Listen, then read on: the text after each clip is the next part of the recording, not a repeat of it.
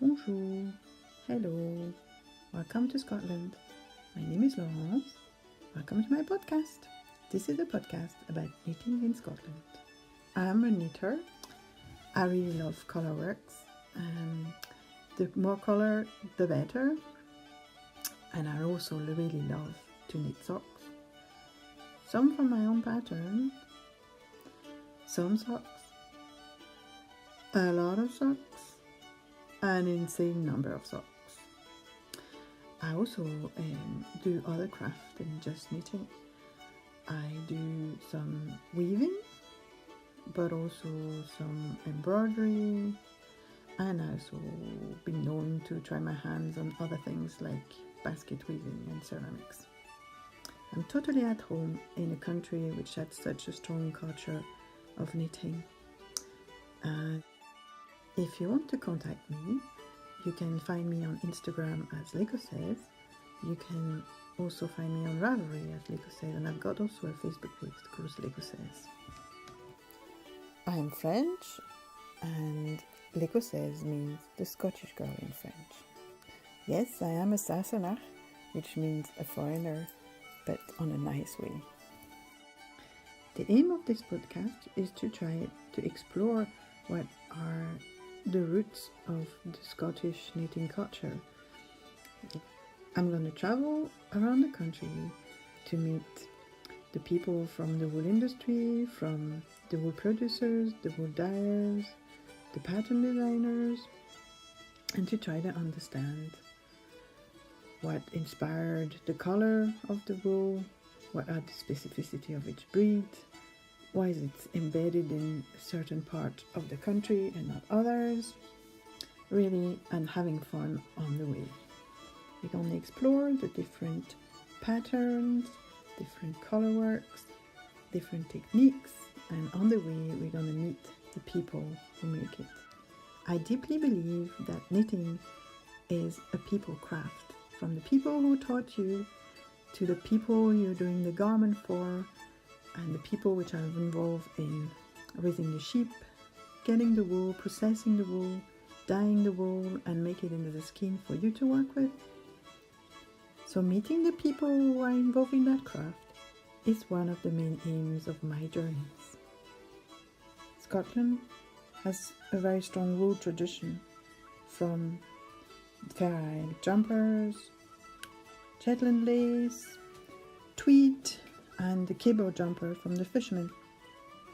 The colors are inspired from the land, but also the different dyes are actually sourced from the land, and the patterns have been inspired by the way of life of the people, but also by the landscape and by the wildlife.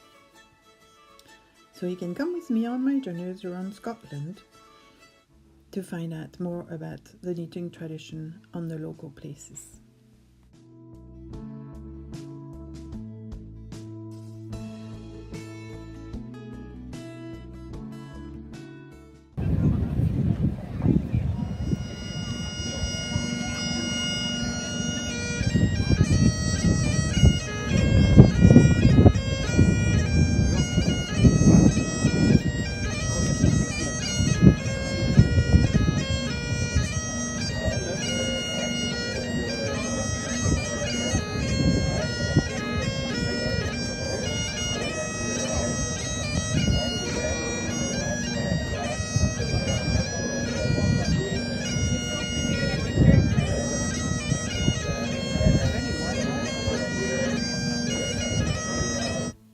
This time we're going to Orkney. I'm going to show you Stromness, which is the second biggest town in the mainland.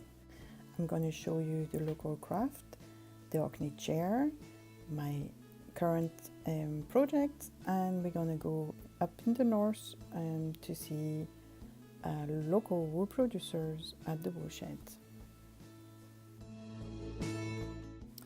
So Orkney is a group of islands which is found up the north coast of Scotland. But today we're going to go to the second town of the mainland, which is the main island in the Orkneys. It's called Stromness. Stromness is a harbour, and mainly it's a town which is facing the sea. There's plenty of little jetties which are aligned along the coast, and this is for having easy access to the ship. If you wander through the main street called the Binky Brae, you're going to learn quite a lot about the local history, and that's going to take you to the whaling, the Hudson Bay Company, and the North Pole explorations. Mainly the local sailors in Orkney were well renowned to be able to stand quite a lot of hardship and being quite sturdy people. But Orkney being located right on the way to the Americas, coming from the north, they had quite the occasion to travel quite far and come back with every other place's tradition, including their knitwear and garments. Mainly, if you go along the streets, you're gonna find a few yarn shops where you can find local breed wool, especially the North Ronaldsay, and the two shops that I found really interesting were Carstone and Island to Island. Mainly Carstone you can find plenty of different yarn, including the North Ronaldsay. And in the second shop you can find local knitwear, which are made all over the islands.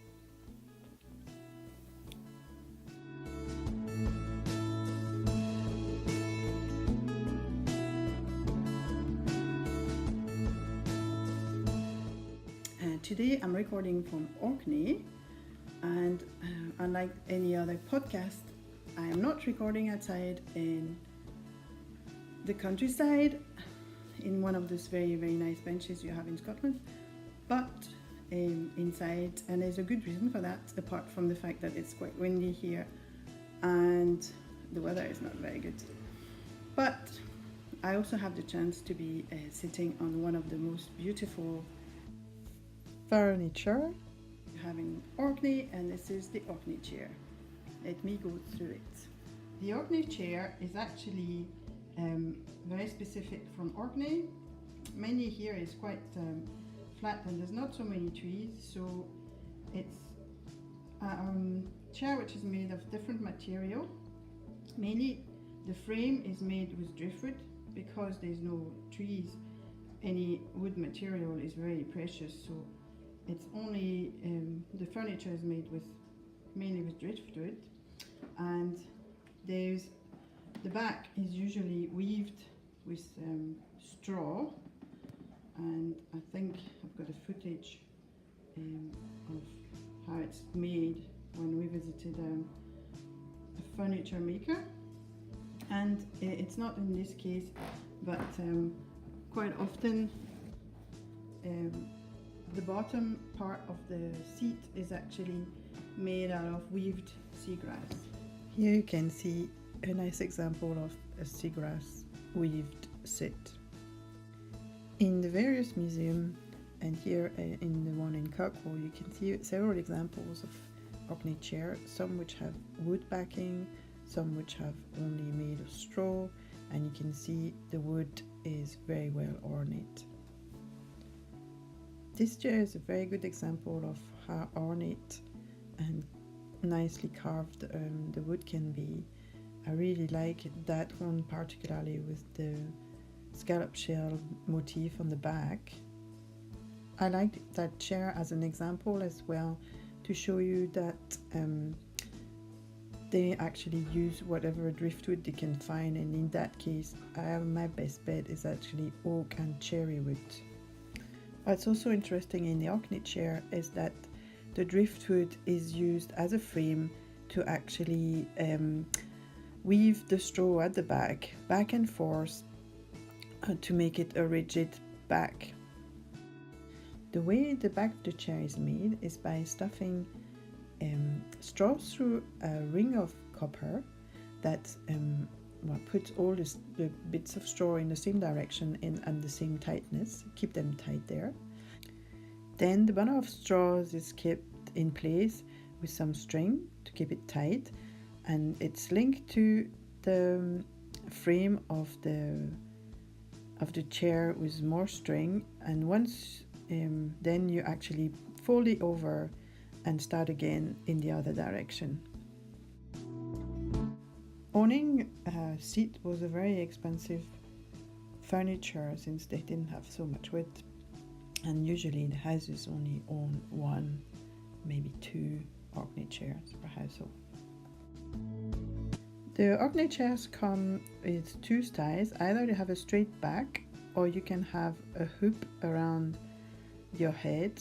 I've asked the lady at the shop what was the purpose of that hoop, as I thought it was to protect from the wind if you were outside, but she said no, that it is mainly to protect from the soot inside the houses, because obviously they were heating themselves with peat. So to protect themselves from the soot to fall back down, they have having this hood on top of their chairs. Another variation of the chair is to come with a drawer underneath the seat to put whatever you wanted to put, like the pipe.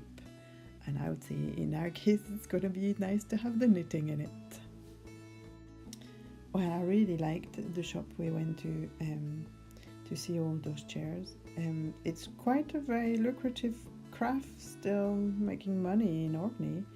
They export their chairs, usually in the States and in Canada. If you want to know more, there's a good book about it that the lady at the shops was recommended us, and I would advise you to actually have a look at it.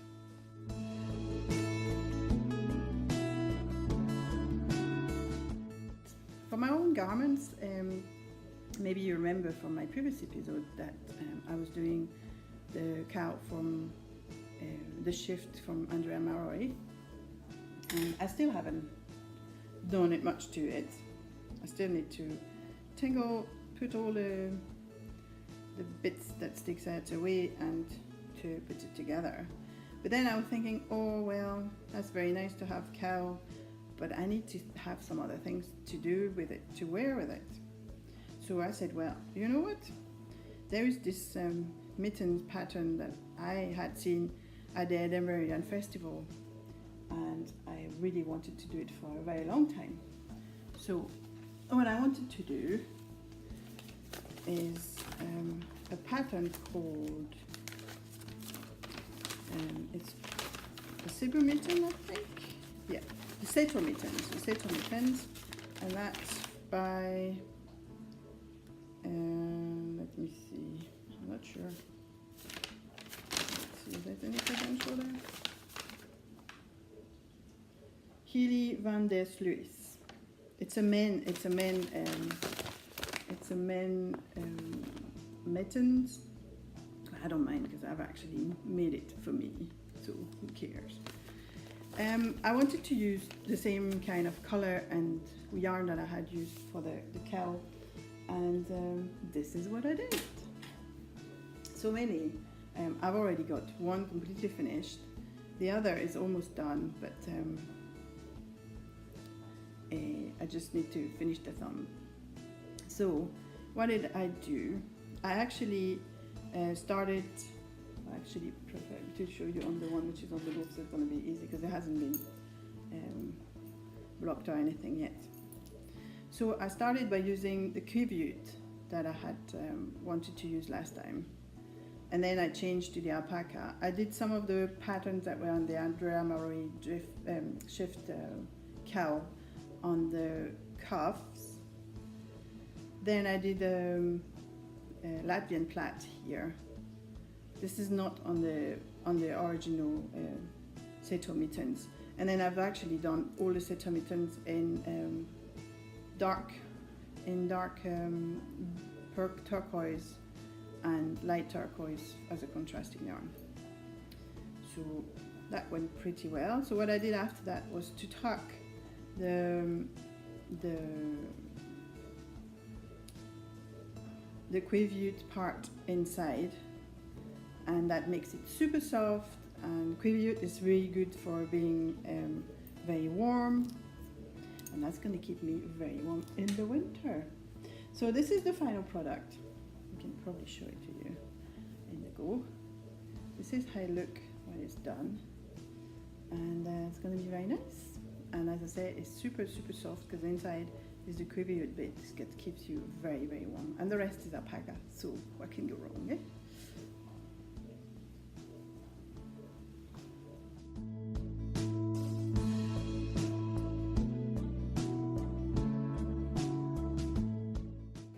Now I'm going to talk about what can I find in my sack of sock. I always have a sock project on the go, and last time I just was showing you just a bit of it. This time I can show you that I've actually finally made one of the sock I am supposed to do, and the second is actually well on its way. Last time I didn't mention all the yarns I was using, so the two blue colors, the dark blue and the light turquoise one, are from Sock Yeah from Coop Knits. I'm going to put the colorway somewhere down in the notes, and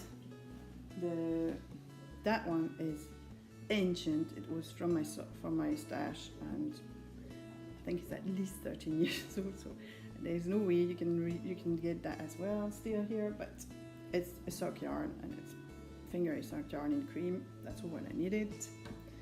This one, I think I got it from the Borders mill. There's some alpaca in it and some wool, and I think some silk, but don't quote me on this. And this is what I needed for doing the sock. The sock in itself is pretty easy to do. It was a 1x1 rib. Then you do your part. You then use some of rows in your dark blue colors. Then you do your pattern. Change your colors through. Then you've got some German short rows to do your hill. Do again some of your pattern, and then change again your color, and well, do a normal knit two together SSK. SSK knit two together toes. So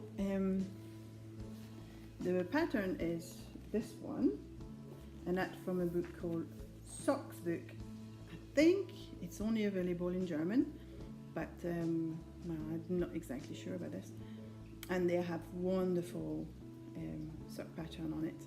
I think my next project is going to be this one when that one is finished, but they're really nice. So yeah, that's it for my sock. If I want to do a full review of the North Ronaldsay wool, I'm going to say it is surprisingly very soft. I have been, obviously the North Ronaldsay sheep is very rustic kind of sheep, and it has an underlayer of wool, which is surprisingly very soft. It's very similar to some of the Icelandic wool or some Shetland wool, and yes, it's not rough at all. I think it's quite nice to actually wear. So I think I'm going to use that for garments. So I bought it in DK because I usually like to do garments in DK yarn. Well, I'll let you know how it actually knit next time I use it.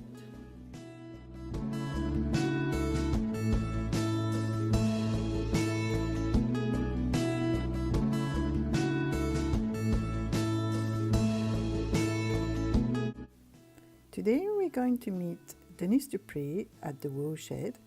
This is a workshop up in the north of the island. Denise has a craft workshop in a traditional stone-built Orkney longhouse. She sells there mainly North Ronaldsay fleeces, but also some local fleeces. Right, we buy the raw fleece from people out on North Ronaldsay, Gramsay, Hoy, and then I send it down to be spun. It goes down to New Lanark or to Wales, and it comes back as obviously Border wool. And and then we have some people that do some knitting. I make some felt, but I card my own fleece for the felt. We do a bit of weaving, and I hand spin some wool that we use in the weaving. My friend hand dyes the wool for me. I do the sewing, and that's a sort of a short version of what we do.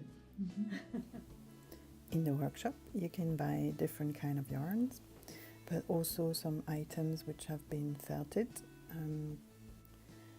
You can also buy some hand knitted items like this beautiful Orkney Gansey, which is in 100% NorthRonaldsay wool.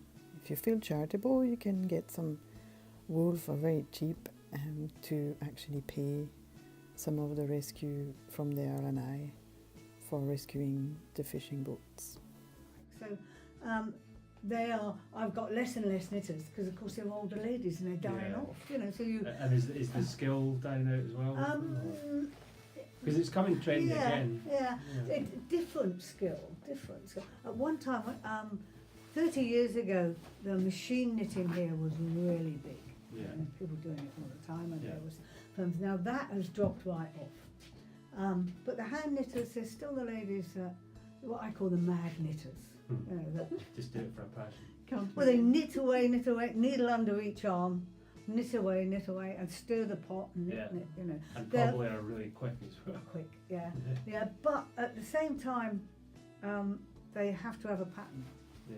If I want them to do a different size, I have to work it out and give them. So you design the patterns and Yeah. as well. Well, they're nothing very. Yeah. Are they knitting continental way or are they throwers? No, they knit. No, they don't knit continental. I do, but they don't. I knit with a wool in my left hand, but they knit the traditional sort of way with the wool, you know, this, which I can't do.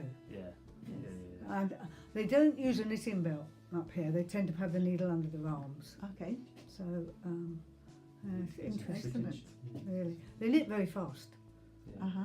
But I can't knit the way they do. Yeah, I'm a thrower as well, and I manage to knit fast, but it's just and I do, when I do colour work, I do with two hands. So. Yes, two hands. Yeah. Well, that is the traditional way of doing colour work as well. They have different colours. You know, the Fair Isle or something they used. You know, two hands. But there's not so much colour work.